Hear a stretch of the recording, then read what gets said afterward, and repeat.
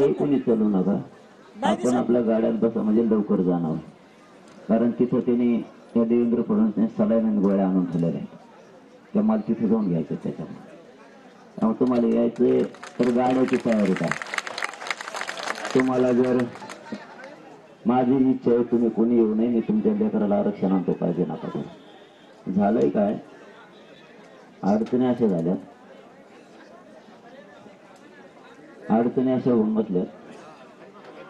आपण म्हणलो सगळ्या सोयऱ्यांची अंमलबजावणी करा, त्यांनी दिलं 10%.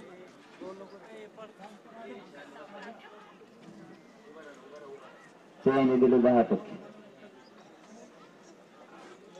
आपण मागितलं ओबीसीतून, त्यांनी दिलं दुसरं. द्यायला काय हरकत नाही. ओबीसीतून आपल्या सगळ्या सोयरीची अंमलबजावणी ते करायची, ते केली नाही. कुणी भरायची नाही, मग गप ना.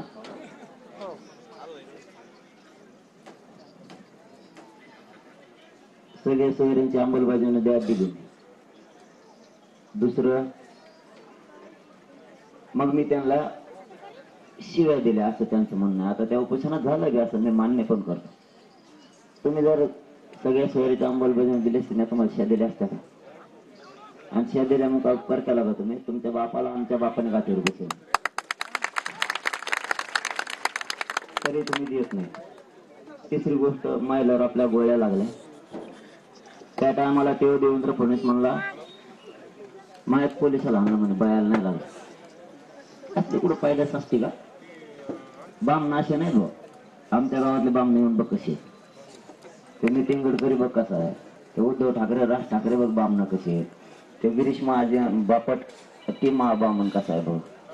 तो कोणता असला बामन? बामने कावा करून तेव्हा म्हणतो 10% आरक्षण दिलंय, ते पोरग घेत नाही.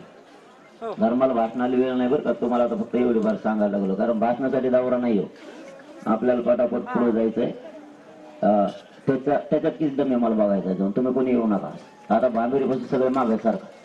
आणि जर मला पोलिसांनी या जाऊन दिलं नाही कुठं मध्ये आले, फक्त त्यांचं बॅरिकेड उठलं शांतते बाजूला ठेवा, पोलिसला तळा नाही, मी पुढे येतो.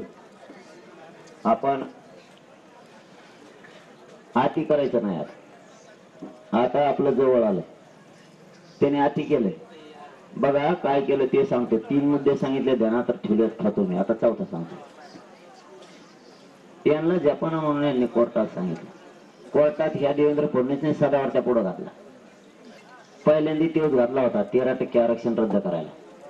काल त्यांनी काय केलं, काल म्हणजे पाठीमागच्या आठवड्यात सदावर्त्यांनी याचिका दाखल केली आणि देवेंद्र फडणवीसने त्या सरकारी वकिलाला पाठवलं तिथं. आता खाजगी एखाद्या माणसाने जर याचिका दाखल केली, त्याच्यात हस्तक्षेप नाही करता येत सरकारला सेपरेट करावं लागते. तरी त्यांच्या आडून गेला आणि काय सांगितलं, याला उपचार घ्या म्हणा मला.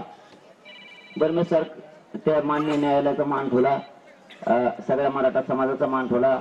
बाबा आले होते, मी सगळ्या देवदेवतांना नाही मानतो, वारकरी संप्रदायाला मानतो, त्यांच्या हाताने पाणी पिलं आणि सलाईन पण लावली न्यायालयाचा मान ठेवून. परत ती तारीख ठेवल्याच्या नंतर कोर्टात निरोप गेला की यांनी सलाईन काही घातल्या म्हणून आणि महाराजांच्या हाताने पाणी पिले म्हणून.